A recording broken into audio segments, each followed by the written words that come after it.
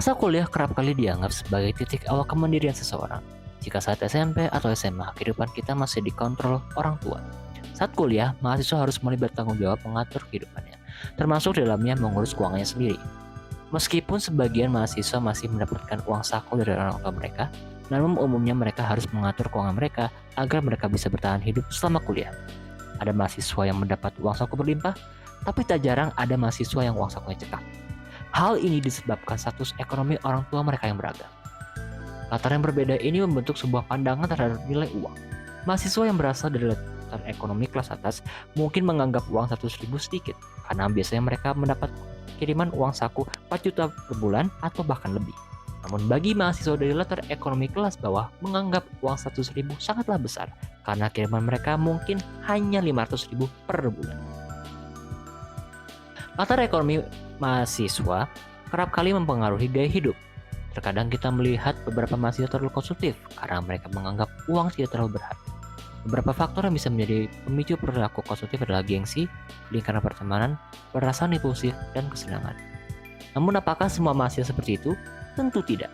Liputan Miss Media kali ini akan menggali bagaimana gaya hidup mahasiswa komunikasi sekolah vokasi IPB di Sukabumi dan cara mereka mengelola keuangan. Mari kita cari tahu.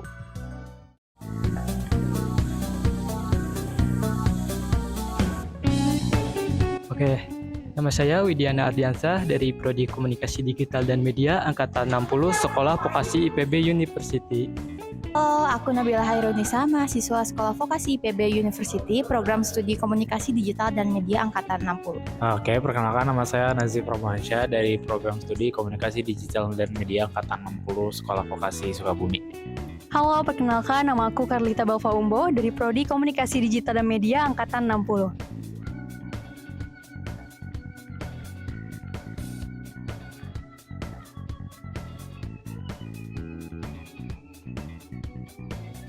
Nah, untuk mengelola sendiri, saya tahu dulu dong anggarannya berapa.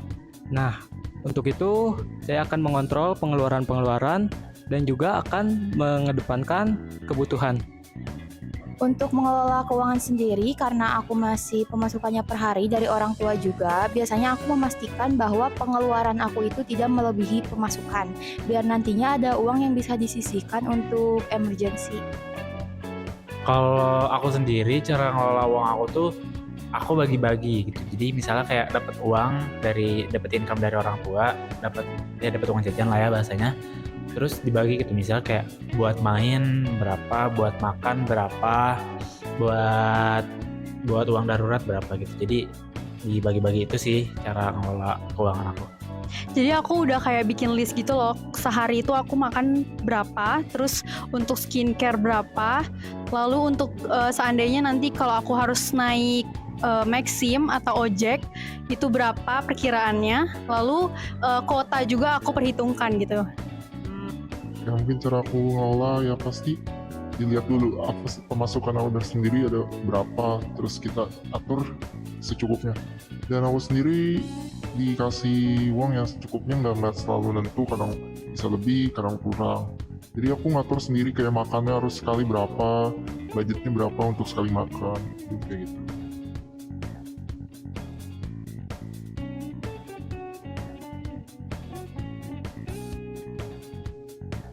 Nah, untuk menghabiskannya itu perkiraan 30-40 ribu cukup.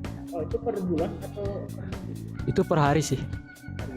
Karena aku dijatah 50.000 per hari, itu udah bersih sama kebutuhan yang lain kayak kebutuhan bulanan skincare, makeup itu gak ditanggung orang tua. Jadi biasanya aku mastiin untuk pengeluaran itu maksimal per hari 70% dari pemasukan aku. sebenarnya kalau udah dibagi-bagi kadang habis, kadang enggak gitu. Karena kan misalnya kayak buat makan siang gitu, buat makan, uang buat makan. Kita beli nggak setiap hari harganya sama gitu. Jadi pasti di hari itu ada aja uang yang kesisa gitu. Entah dari uang jajan, uang makan, atau dari kalau uang darurat lagi pakai. Oke, untuk sehari-harinya makan aku patok 15.000 per hari. Jadi itu kayak cuman buat makan siang gitu. Karena kan aku bisa, karena aku kan nggak ngekos kan gitu. Nah, selanjutnya untuk skincare aku patok sebulan itu 150 sampai 200 ribu. Terus untuk kota itu 50.000 sampai 70.000 tergantung dari paketnya gitu. Oke, mungkin untuk makan pokok aja ya. Sekali makan mungkin 10.000, 3 kali makan 10, jadi 30.000. Ya 30.000 kali sebulan itu untuk makan pokok aja ya, di luar jajan dan sebagainya.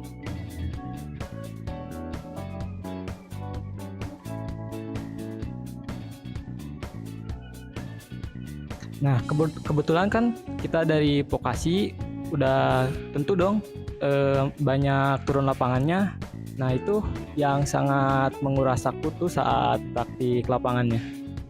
Kalau pengeluaran terbesar pasti karena ngekos, jadi paling banyak itu buat makan gitu.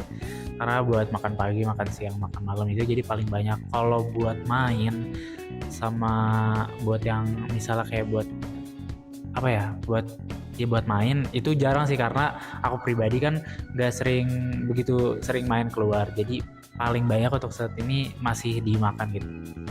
Untuk yang aku prioritaskan itu skincare. Jadi seandainya aku pengen nyoba skincare baru, itu aku bisa mengatur uang makan aku tuh aku kurangin gitu untuk skincare. Lalu kuota sih paling penting, karena kan kita nugas itu butuh internet gitu.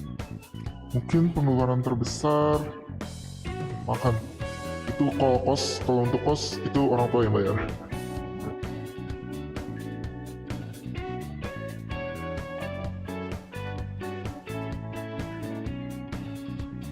Dibilang cukup nggak juga sih, tapi cara mengatasinya itu saya mencoba mencari beasiswa dan alhamdulillah sekarang saya dapat beasiswa juga. Itu sih. Sebetulnya kalau sejauh ini sih cukup-cukup aja, tapi mungkin ada beberapa kondisi di mana uang itu gak bisa menutupi kebutuhan yang lain. Misalnya ketika ada emergency, contohnya kayak aku kan karena sering organisasi ke Bogor, kadang uang aku gak cukup buat nutupin transportasi, uang konsumsi di sana. Nah biasanya kalau kayak gitu aku cerita aja yang jujur ke orang tua. Yang penting untuk kebutuhannya itu jelas dan mendesak, pasti orang tua ngasih tambahan.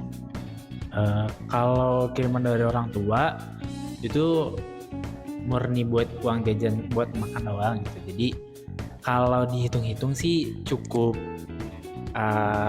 Kalau nggak cukup, biasanya diantisipasinya tuh dipakai masak gitu. Jadi misal kalau kita dikasih uang makan, kalau aku dikasih uang makan buat beli, aku biasanya beli juga kayak yang mentahannya gitu, jadi bisa langsung dimasak. Karena kebetulan kan karena kosnya ada buat tempat masak ya, jadi kalau nggak cukup uangnya bisa antisipasi dari itu gitu. Jadi masak, bisa disisain uang sedikit buat keperluan lainnya gitu, misal kayak laundry dan lain sebagainya. Alhamdulillah aku anak beasiswa, jadi alhamdulillahnya lagi aku nggak perlu minta uang orang tua, jadi uang dari beasiswa tuh udah cukup untuk memenuhi keseharian aku gitu. Sampai saat ini belum ada yang perlu banget sih sampai kayak aku tuh harus ngapain, tapi kebetulan aku juga punya usaha juga, jadi itu bisa buat nambah-nambah gitu. Untuk uang kiriman, kebetulan aku dikirim itu kadang bisa seminggu sekali apa 2 minggu sekali, jadi secukupnya. Untuk besarannya mungkin ya kalau total sebulan mungkin kurang lebih 500.000 ke atas lah mungkin. Terus cara ngaturnya yang pasti dijauhin dari namanya gaya hidup ya, paling aku cuman yang pokok-pokoknya aja dulu buat diri aku, baru kalau untuk gaya hidup misalnya ada lebihnya baru.